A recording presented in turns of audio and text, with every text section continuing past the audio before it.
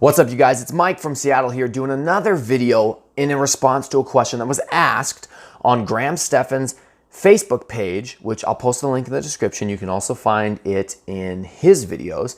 The Facebook group is called the Real Estate Millionaire Mastermind. And this question came on December 6th from Charles Dylan Caldwell. Let me go ahead and read the question to you real fast.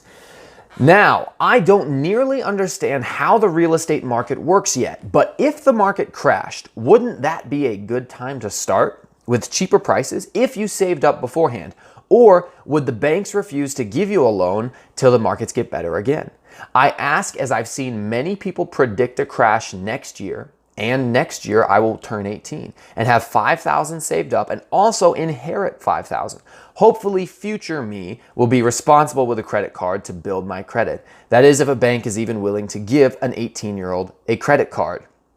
Okay, now there's a whole bunch of things to unpack in this question. First of all, Charles Dylan Caldwell, excuse me. Fantastic that you were already so interested in real estate investing and so interested in your financial success at such a young age. Sounds like you're 17 years old and about to turn 18. I wish that every 17-year-old or every 16-year-old had your type of interest and your energy for learning about this topic, because it's incredibly important and it's one of the things that never gets discussed in schools is how to make money, how to be financially successful, how to, as you put it, be responsible with a credit card to build your credit. So a couple of different things right off the bat that I see here.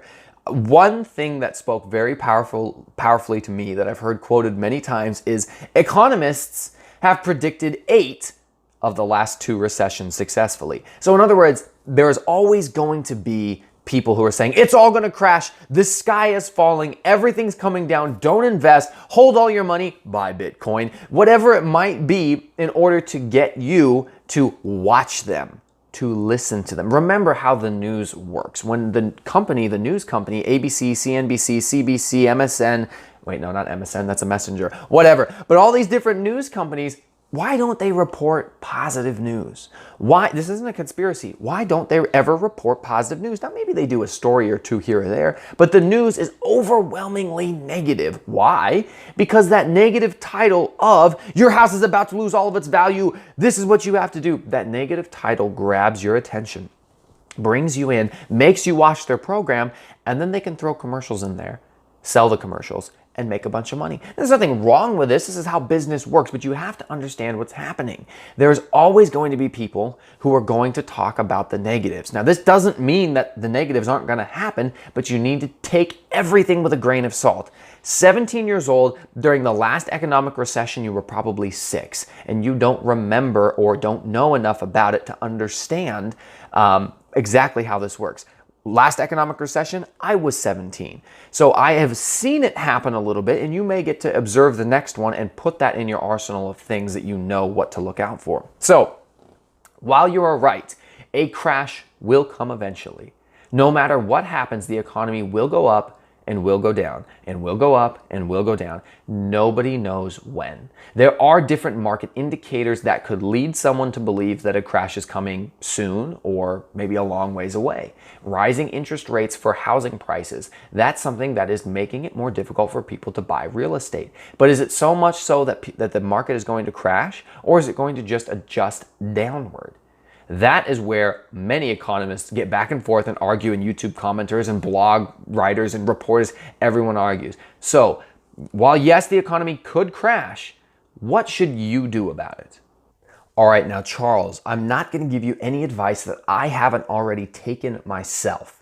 I'm filming this video with boxes that are unpacked and a living room that is totally full of garbage because I just moved into a property that I just purchased myself. A $450,000 property just outside of the Seattle area, which is one of the most hot and expensive real estate markets in the nation, and therefore most susceptible to possibly crashing. Now, why did I buy this property even though I keep myself very much appraised on current events, the local market, and the national market? There is, as you rightfully worry about, a potential crash coming. I don't worry about this because I make sure that I buy a property like this when it will cash flow, no matter what the market does. Now, let me explain that.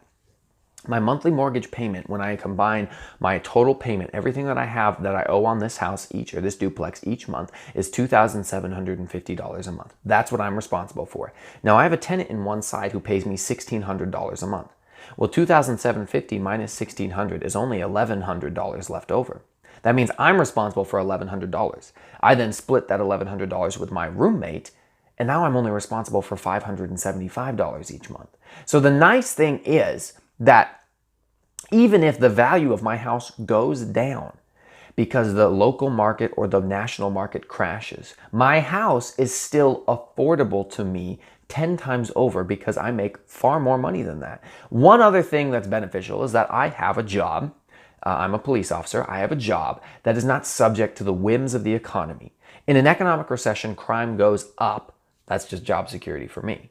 Now, I don't want an economic recession to happen, but I'm just saying that I'm a little more insulated against one than your average person may be.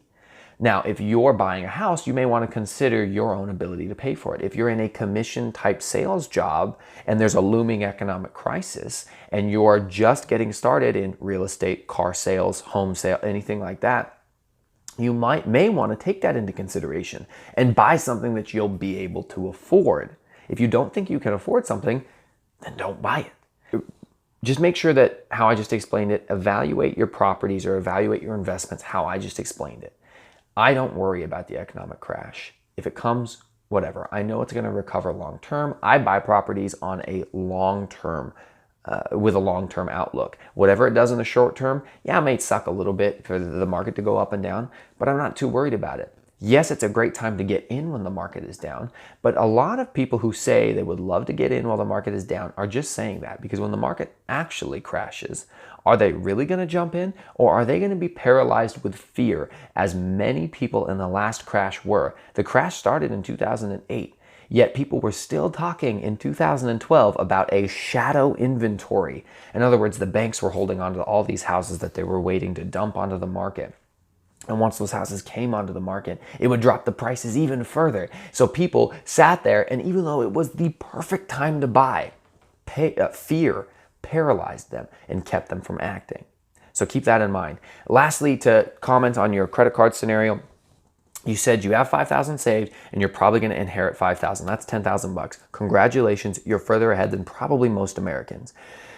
If you want to get a credit card, because you're right, a bank is probably not going to give you a credit card, what you can do is take your $10,000, go down to the bank, put it into a savings account and say, can I get a secured credit card so I can build my credit? What the bank will do is say, sure, we don't know you, we don't trust you, you're a kid, you have no credit. So if we're going to give you this credit card with a $500 limit on it, we're going to take $500 from you and hold on to it, because we're worried that you might not pay us. So they're going to give you that credit card and let you go spend on it, let you go do the crazy fun things, and have some fun and make some expenditures. And if you pay them back, the bank's going to say, okay, all right, okay, we feel you. We see you over there paying your bills. Maybe we'll go ahead and give you $500 back. Now, it's probably going to take you a year or two of using that secure credit card before you've built enough credit to get a real credit card, or for the bank to be happy with you and say, all right, you know what, here's your money back, dog. Lastly, Charles, I really do hope that this video helped you out. I make these things a video response instead of just responding to your post because I feel like I can express and answer your question better in a video than I could just by responding to a post. Lastly, if you have watched this, I would recommend watching maybe a couple other videos on my channel or really watching a lot of videos on Graham, Stephan, or Meet Kevin's channels. If you do think about liking, subscribing, or sharing this, please don't.